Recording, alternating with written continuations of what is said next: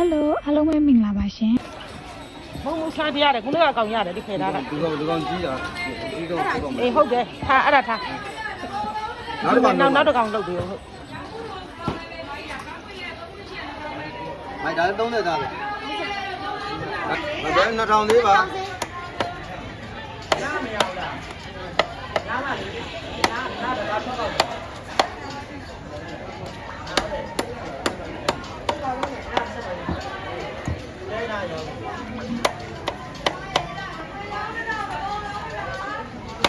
မိုက်ခွဲပြအောင်ဟမ်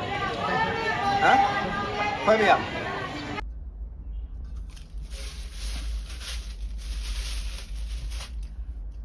ဒီငါးလေးနှစ်ကောင်ကတော့သူ့စားနေပါမယ်သူ့တော့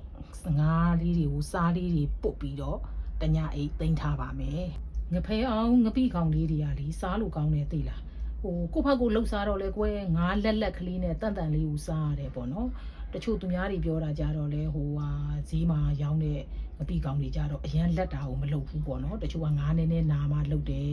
အဲ့လိုပြောတယ်ပေါ့ပြောတာကြားသူများပြောတာကြားဘူးတာပေါ့လေအဲ့ဒါနဲ့ပဲငဖဲအောင်ငပိကောင်လေးစားခြင်းလို့ဝယ်လာတဲ့နှစ်ကောင်သူ့ကိုစားလေးနဲ့တိတ်ထားမယ်အခုငါးလေးတွေကလေအထဲမှာဥလေးတွေတောင်ပါတယ်မကျန်ဥလေးတွေနဲ့ဥလေးတွေနဲ့နော်စူတယ်နော်ငါးလေးတွေကလေနှစ်ကောင်သလုံးဥလေးပါတယ်တွေ့လားနှစ်ကောင်သလုံးဒီမှာလည်းဥလေးပါတယ်ဒီမှာလည်းဥလေးပါတယ်နှစ်ကောင်သလုံးဥလေးပါတယ်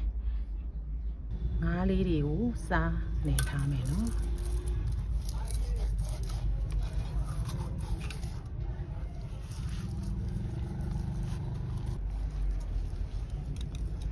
ငါးရဲ့ဘိုက်ထဲကိုလည်းစားထည့်မယ်နော်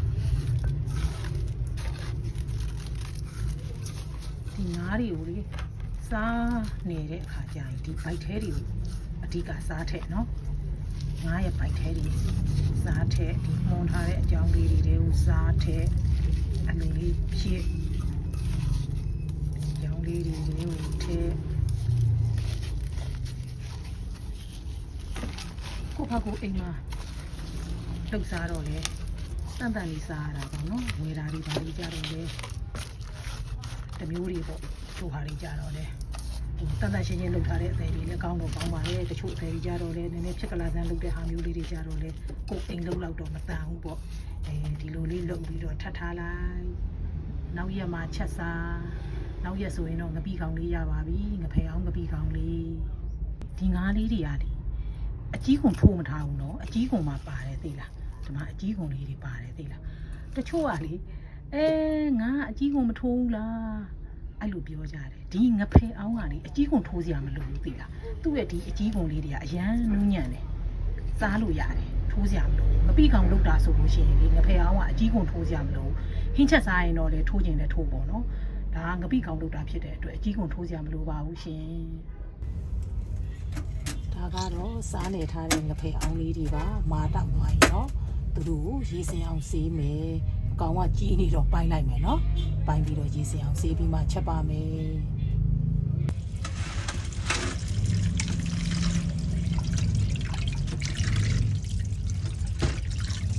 ငါးလေးတွေကိုအတော်နေလေးတွေအကုန်လုံးပိုင်းလိုက်ပြီနော်ပိုင်းပြီးတော့ရေစင်အောင်ဆေးလိုက်ခေါင်းလေးတွေတော့ဖြတ်မထားဘူးဒီလိုပဲရေစင်အောင်ဆေးပြီးတော့ပဲထည့်လိုက်မှာနော်ငါးလေးတွေတန့်သွားပြီဖွေးတန့်ရမယ်မာတောက်နေရပဲနော်ဒီမှာငါးလေးတွေဆိုအဲ့ငါးလေးတွေကလည်းလေအကြီးကွန်တွေ့လို့ရှိရင်လေလက်ကလေမနေနိုင်ဘူးဓာတ်နဲ့ထိုးတယ်ခွာခြင်းတယ်သိလားအဲ့လိုမျိုးငါးလေးတွေအကြီးကွန်တွေ့ရောင်ပြီးတော့ဒီငါးအကြီးကွန်ခွာကြမလို့ဘူးလို့ပြောလေမေ့ပြီးရောင်ပြီးတော့လေအကြီးကုန်ကိုထိုးဖို့လုပ်သေးတယ်သိလားလက်ကကဲရေစင်အောင်ဆေးမယ်ဒီနေ့ကတော့ငဖဲအောင်ငပိကောင်လေးကြော်ရန်အတွက်ငရုတ်သီးလေးကိုကြပြားဆန်းဆန်းလေးပဲစိတ်ထားလိုက်တယ်နော်ဒါကတော့အပူလေး3000နဲ့အရှိလေးတွေနဲ့ရောပြီးတော့စိတ်မယ်ကွယ်အယောင်လေးလဲလှခြင်းနဲ့တိတ်လည်းမဆက်ချင်ဘူးမဆက်ပြန်တော့လည်းမကောင်းဘူးဆိုတော့အခုဒီမှာငရုတ်သီးအပူလေးနဲ့အရှိလေးကိုရောပြီးတော့စိန်ထားလိုက်ပါတယ်ငဖဲအောင်ငပိကောင်လေးစကြော်မယ်နော်ဒါကတော့ဒေဦးလေးကိုစီရင်ထည့်လိုက်မယ် ကဲငါးလေးတွေထည့်ကြောပြီနော်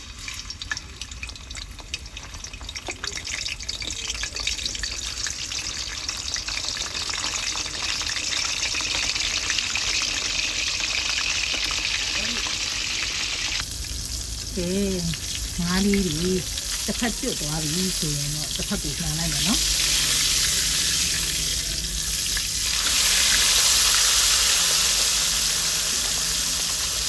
အကြောင်းလေးတွေကျွတ်သွားပြီဆိုလို့ရှိရင်ဒီအကြောင်းလေးကဝါဝါလေးတွေဖြစ်နေတဲ့ထိုးမှုရတာလေတစ်ဖက်လှန်ရတာလေတွေ့တယ်နော်မသိမကြက်သေးတဲ့နဲ့ဒီလိုမကျွတ်သေးတဲ့နဲ့သွားလှန်လိုက်ရင်ငါးကြီးတွေကလေမလှမပကြီးနဲ့ဒီခါတည်းတချို့ငကြိုတွေဆိုအဲ့လိုမျိုးတွေနော်တချို့မသိကြတော့ဘူးအရင်ထိုးလှန်လိုက်တယ်ဆိုလို့ရှိရင်ဒါမလှတော့အခုကြတော့တစ်ဖက်ကျွတ်မှတစ်ဖက်လှန်တော့သူ့အတုံးလေးနဲ့သူလှလှပပလေးပေါ့နော်ပုံမပြတ်ဘူးပေါ့ကဲငါးလေးအကုန်ကျော်လို့ပြီးသွားပြီဆယ်လိုက်ပါမယ်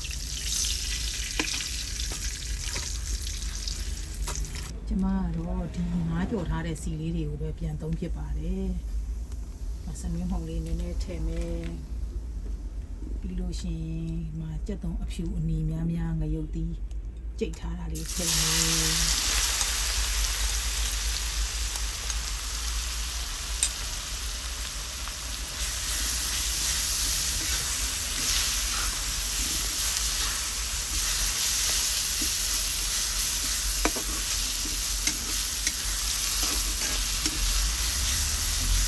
ရုပ်သီးကြော်တဲ့ကိုငပြန်ရည်လေးနည်းနည်းတော့ထည့်ရမယ်နော်။ဒါလို့ဆိုရင်ရုပ်သီးရပြီဟိုကငံရတာမရှိဘူးဖြစ်နေမှာသိလို့ငါတော့နည်းနည်းလေးငံရဲ့အတွက်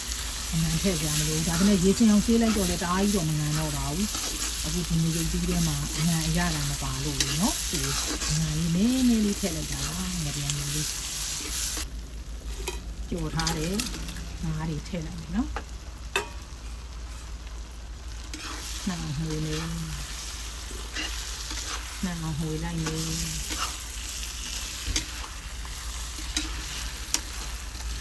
ဒီငါးကြော်လေးရေတရက်သီးဟင်းရိုလေးရေတွဲထပ်စားရင်လိုက်တယ်နော်ငါးကြော်လေးရလေနန်းဆက်ကလေးပေါ့တရက်သီးဟင်းရိုလေးရချင်းချင်းလေးစားလို့ကောင်းပါတယ်လိုက်ဖက်ပါတယ်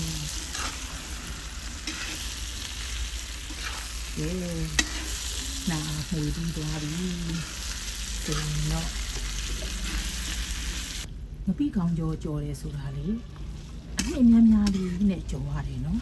ဟိုကစက်တုံးအဖြူနီများများလေးနဲ့အယုတ်သီးနဲ့ပေါ့နော်အဲ့လိုအနှစ်များများလေးနဲ့ကြောရတယ်အဲ့လိုလေးကပိုကောင်းနေပြီလားအခုဒီမှာငါးဘက်ကလေးစားအယုတ်သီးအနှစ်ကလေးများများလေးနဲ့ဆိုတော့လေပိုးပြီးတော့ကောင်းနေရှင်ကျမကတော့အဲ့လိုစက်တုံးအဖြူနီများများလေးနဲ့ဒီမှာအနှစ်များများလေးနဲ့အဲ့လိုကြောလိုက်တယ်နော်ဆိုအခုဆိုလို့ရှိရင်မဖေအောင်မပြီးကောင်းကြောလေးရပါပြီဟင်းညိုလေးချက်မယ်နော်တရသီးဟင်းညိုလေးကိုဒီတစ်ခါဘယ်လိုပုံစံလေးနဲ့ချက်မလဲဆိုတော့ဒါကတော့တရသီးလေးတွေကိုအခွန်ခွာပြီးရေးဆေးထားတာတရသီးအစိမရှက်သေးဘူးနော်အစိမရှက်သေးတဲ့တရသီးလေးတွေကိုအခွန်ခွာရေးဆေးနှစ်ချမ်းချမ်းပြီးတော့သူတို့ကိုရေထဲကိုထည့်ပြီးပြုတ်လိုက်မယ်ဒီလိုမျိုးเนาะရောင်းမလေးနဲ့ထိုးပြီးမှွေလိုက်ယုံနေတယ်ခြေလိုက်ယုံနေတယ်အကုန်လုံးပြောသွားတယ်ဓာတ်နဲ့လှီးပြီးတော့ထည့်ကြမလို့ဘူးဒီလိုလေးဆိုလို့ရှိရင်မှဒီလိုအလိုလေးကောင်းတယ်เนาะဒီမှာပြီးလို့ရှိရင်ပြုတ်ပြီးနှွင်ထားတဲ့ငါးအသားလေးတွေထည့်လိုက်မယ်ငါတော့ပြုတ်ပြီးနှွင်ထားတဲ့ငါးသားလေးတွေပေါ့เนาะဒါကတော့အချိုထက်ရအောင်ပါအချိုထက်ရအောင်ဒီဟင်းညိုလေးကိုမြင်တော့လေခရီးသွားတော့ကကိစ္စလေးကိုသွားသတိရတယ်သိလားကျမတို့တွေအဲ့လိုနေရာဒီခရီးသွားကြတော့တခါတဲ့ခရီးရက်ရှည်ဆိုတော့ဟင်းညိုမတောက်ရဘူးပေါ့ကွယ်ကိုအိမ်မှာလိုမျိုးဟင်းညိုဟင်းကမတောက်ရဘူးထမင်းဆိုင်တွေမှာစားရတာအဲ့နဲ့နောက်ပိတ်ဆုံးအပြန်ခရီးဆိုင်တစ်ဆိုင်ကိုရောက်လဲရောက်ကိုအဲ့ဆိုင်လေးကလည်းတောင်ကြားထဲမှာဖွင့်ထားတဲ့ဆိုင်လေးအဲ့ဆိုင်လေးမှာထမင်းဝင်စားတာဒီလိုမျိုးတရသီးဟင်းညိုလေးချပေးတာတရသီးဟင်းညိုလေးချပေးတာကျမတို့ဘေးဝိုင်းရဦးလေးကြီးဟင်းညိုလေးပဲတောက်နေတာပုံလေးခါကြာတယ်ကျမအဲ့ဒါနဲ့မနေနိုင်တော့ဦးလေးဟင်းညိုဘယ်နှခွက်တောက်လဲဆိုတူမကြီးငတ်နေတဲ့ဦးလေးတဲ့တောက်လိုက်တာဟင်းညို3ခွက်တောင်သမီးရဲ့တဲ့ဆိုပြီးဒါ ဒါလေးကတော့အမှတ်တရပေါ့နော်ဒါကြောင့်မို့တရတီးဟင်းညိုလေးတွေကလည်းအခုလိုနေပြင်းပြင်းနဲ့နေပူတဲ့ຢာဒီမှာလိုက်ဖက်ပါတယ်တောက်ကြည့်ပါ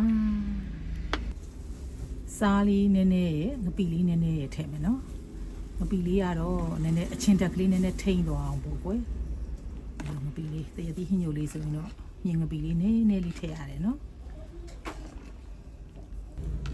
ငပိလေးလည်းပျော်သွားပြီဆိုရင်တော့